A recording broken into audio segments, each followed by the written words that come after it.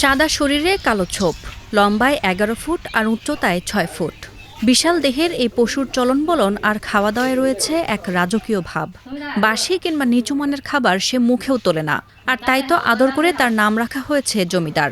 আসন্ন কোরবানির ঈদকে সামনে রেখে জামালপুরের মেলান্দহ উপজেলার মাহমুদপুর গ্রামে এখন প্রধান আকর্ষণ ৩২ মনের এই জমিদার। এই গরুটা হাটে বাজারে আমরা যে গরুগুলো দেখি সাধারণত সবচেয়ে বড় গরু, এবং আমার লাইফে এই সর্বপ্রথম এই গরুটা দেখলাম আর কি। এত বড় গরু আমাদের এলাকায় ইতিপূর্বে কেউ লালন পালন করে নাই আর কি। এই গরুটা এতই বড় যে এটার নাম রাখা হয়েছে জমিদার। ও আসলে জমিদারের মতোই খাওয়া দাওয়া, তার আচরণ। এত বড় গরু আমরা কখনো আগে এই গ্রামে দেখিনি। আমরা এখানে এসে দেখলাম গরু মালিকের কথায় মতন চলে। মালিকে যদি পাও আলোক করতে বলে মালিকে গরু পাও আলোক করে, মালিকে যদি দাঁত দেখাতে বলে তাহলে গরু দাঁত দেখায়। এই প্রথম আমরা এত বড় গরু দেখলাম। এবং পশ্চিম জামালপুরের মধ্যে এটি অনেক বড় গরু এবং সেরা গরু, এবং এই গরুটি আমরা দেখতেছি যে আমি এই গরুটি যতই দেখি অতই আমার কাছে ভালো লাগে। মাহমুদপুর গ্রামের খামারি রফিকুল ইসলাম ও রোজিনা বেগম দম্পতির ঘরে একটি সাধারণ গাভী থেকেই ৪ বছর আগে জন্ম নেয় এই ষাঁড়টি। কোনো প্রকার কৃত্রিম ওষুধ ছাড়াই সম্পূর্ণ দেশীয় ও প্রাকৃতিক পদ্ধতিতে এটিকে হৃষ্টপুষ্ট করা হয়েছে।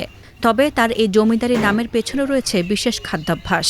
মানুষের মতোই প্রতিদিন তার জন্য বরাদ্দ থাকে গমের ভুসি, ভুট্টার গুঁড়া, কালাই ভুসি, সবুজ ঘাস, কলা আর পুষ্টিকর হাঁসের ডিম। ৪ বছর ধরে নিজেদের সন্তানের মতো করেই জমিদারকে বড় করেছেন এই দম্পতি। গরমের দিনে নিয়মিত শ্যাম্পু দিয়ে গোসল করানো হয় জমিদারকে। অদ্ভুত বিষয় হলো জমিদার শুধু আকারই বড় নয়, বুদ্ধিতেও বেশ পাকা। নাম ধরে ডাকলেই সে যেমন সাড়া দেয়, তেমনি মালিকের নানা কথার পিঠেও মাথা নেড়ে মনোযোগ দিয়ে প্রতিক্রিয়া দেখায়। গরুর আর নাম রাখছি জমিদার, এই কারণ জমিদারের মানুষের মতো যেবা মানুষ জমিদারে খাবার খায়, এইভাবে এই গরুরা খাবার খায়। যে গমের ভুসি, ভুট্টার গুঁড়ে, কালার ভুসি,